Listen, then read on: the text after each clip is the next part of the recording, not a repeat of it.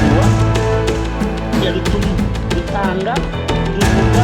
ibyo twebwe tuyifuriza ko aho yagera ariko bitewe n'uko bose sonde politiciens n'abantu bwo bamanuka zo mu rugamba barazifite manuka zo za politike barazifite twe ntabyo dufite ni impunzi baratatanye mu bihugu bitandukanye so rero ibyo mvuga ahangaha sanangajuke mes sentiments ntabwo nje kuvuga urwego rwose rwa politike cyangwa rw'igisirikare bitandukanye n'abarya abantu bari hirya cyangwa bari hano hasi muri aho mari baza bagakota ibyo mvuze ati n'ubwo waba uw'umwentura ibyo yakoze oya ndabakunda ntabwo bigira ntabwo ndi kanyuka ntabwo ndi ibyo kutabarinda ntabwo ndi apande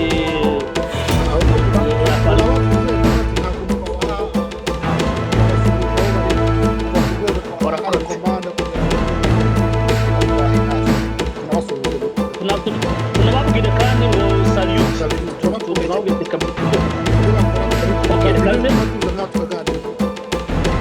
iby'uyu munsi rero nta kidasanzwe cyabaye uyu munsi gusa igikomeye kinakomeye ni uko intare zidatsindwa intare zirakomeje icya kabiri zungutse amaboko zungutse nawe bita le tigre de Katanga icyo ni kimwe icya kabiri kinaremereye noneho nuko abasirikare kuva ku mukuru kugera ku muto bari kuri ligne de front muri Walikale bose bamaze kuzamura amaboko izo hose leur bras leur main bavuga ko badashaka kujya ku rugamba mu gihe Kinshasa bibereye mu minyenga bibereye mu biki bo nta ukiri kuba commandinga uyu munsi bari kuvuga ngo intare za Sarangwe zigeze hariya bakirukana ntabwo intare za Sarangwe uyu munsi zikiri kurwana usiko zitageze zinarwana baraza bo nabo kwirwanaho iyo baje kubatera bakaza ryo bihumbi 2 cyangwa 3 cyangwa 5 bitewe nuko baje bameze intare za Sarangwe zirwanaho ariko mu buryo bwa kinyamwuga zitafite uwo zihutaje ntizica umuturage ntizirasa uwazamuye amaboko wese ushatse kuziyungaho baramubwira ati ni igisirikare cyangwa ni umusivile niba ari umusivile zari imbunda uzijye gukora igisivile niba urushaka kugikora igisirikare ngaho ujya kugikorera nawe uze dufatanye rero icyo nicyo M23 AFC bakora ntibahutaza yaba ari umusirikare akiyemeza kuzamura amaboko baramufata kandi neza umuturage we ntacyo banapfa ntacyo banafite n'ikibazo ko bose n'abakongomani ariko FDLR we yazamura amaboko atayazamura afite agomba kujya kuko iwabo ni Rwanda kandi harasi Rwanda n'abandi bari bose bameze kimwe ariko umuzalendo cyangwa umukongomani nyawe de nature iwo ngo rwose nta kibazo rwose ajya mu gisirikare cyangwa akajya mu giturage agakora akiteza imbere nk'abandi cyane ko muzi ko muri surface contre par le M23 toutes les surfaces libérées nta kibazo gihari n'iki na kimwe so aha ubiri kuba rero nta ntambara idasanzwe usijya ahantu byigeze ko uyu munsi ni mwisake ntihajya abara amasasu ariko mwisake ntekereza ko nabyo ntago bikabije ntago niba habakuye M23 ntishaka kwigira imbere nukuza baje ikabasubizayo bagatanga twa dusasu twa ntawo nikora twovuga ati turahari nabandi bakabihorera babegereye babasubira inyuma babasubiza inyuma bisanzwe nta kibazo kidasanzwe cyabaye nta ntambara idasanzwe yabaye donc afite nizo ngizo hagize igihinduka dushaka kubabwira gusa ikidasanzwe kirimo nuko abasirikare ba leta noneho bamaze kubona ko noneho Kinshasa idakeyaringa nabo akamamaze kumenya ubwenge icya kabiri nuko twabonye le tigre noneho nazo zaje kandi ubwo zaje nkaba nkishimira navuga nti ejo cyangwa ejo bundi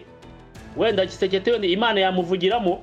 agakora ya revision ya constitution icyo gihe no muri chopo no muri niyo ruguru za Bawele na Howele no muri Equateur naho bazamenya ubwenge bazane wenda bazane nisha bazane n'ibyo ntazi ibyo byose ariko bose kugirute bwo gukunda igihugu cyacu wenda nanjye uyu munsi nzaba ntagitanga update ahubwo mvuga nti ejo nanjye mama Bweza cyangwa se minister twanamanukanye avuga ati uyu munsi ndasaba mama Bweza navuga update ampamagara ambwira ati Rukaka ese uracyahumeka musaza wanjye birashoboka ariko niba bitanashoboka aho niba ntanagiyeyo nawe ikore ku mufuka my friend imvura imeze nabi hari hepfo turi mu mbeho ni Burayi no muri Amerika nabi imvura ibamereye nabi sinyangenda ntakavuze ariko ntube nkande nka Nshimiye Rugundu cyangwa n'abandi nka ba Rukeni, ntumere nkabo ngo yo kubaca intege, nubwo n'abanyamafoto bayakwirakwije ngo abantu bapfuye, ariko ngo nafande Karemera ngo nayo yazize ko yayobaga urugamba hari, ariko ibyo ngibyo ni intambara ku social media. Natwe intambara turwana n'uyu munsi niyo kubahumuriza, yo kubereka ati ibyo banditse sibyo, ibiri byo ku rugamba ni ibi ngibi. Mu basengere, abafata y'uburyo muyafate, abajya ku rugamba mugende, abikora ku mufuka mukoreho, abavuga tukomeze, abaca intege tubamagane. Ahasigaye minisitiri ntekereza ko ibingi ari ibingibi byari ibyo ngibyo uyu munsi nta kidasanzwe cyabaye, usibye yuko bamanitse amaboko bakirukanka bakagenda, nuko twabonye izindi ntare zisanzwe. Ngaho nicyo ngicyo ntekereza ko nta kintu kidasanzwe cyabaye, kandi naho cyaba intare ziri tayari, ejo tuzabimenya, tuzagaruka n'ubundi. Ikanza mvuye ntimurakoze. Yes, urakoze cyane rero Rukaka. Reka nshimire mu mwese. Iwarikare wavugaga, mbibutse ko ni Warikare ni territoire nini cyane mu karere ka Nord Kivu, kandi territoire igizwe n'amakolektivite abiri, iyo bita Bakano igizwe na kilometero kare ibihumbi 4,338, ikagira iyo bita Waninyanga igizwe n'ibihumbi 19,137, kandi ikaba ifite amagurupe 15. Mu by'ukuri rero ni territoire nini cyane, ni territoire ikungahaye cyane kuri casterite ndetse n'amandi mabuye y'agaciro yandi. Ikaba territoire ifite amashyamba avanmo n'ibiti bikomeye cyane bikoreshwa mu Burayi no muri Amerika, ibyo bita za Libuyu. Iyi rero ni territoire ikomeye cyane. Umuhanga cyangwa se umwarimu wacu Oxygene ari buze kuvugaho, mbiseguraho ku mwanya rero utabaye munini ku buryo atabashe kubona akanya kuza kutuganiriza. Twizere ko azaboneka mu yindi minsi iri imbere. Reka bashimire kandi mbifurize ibihe byiza, mugira amahoro y'Imana.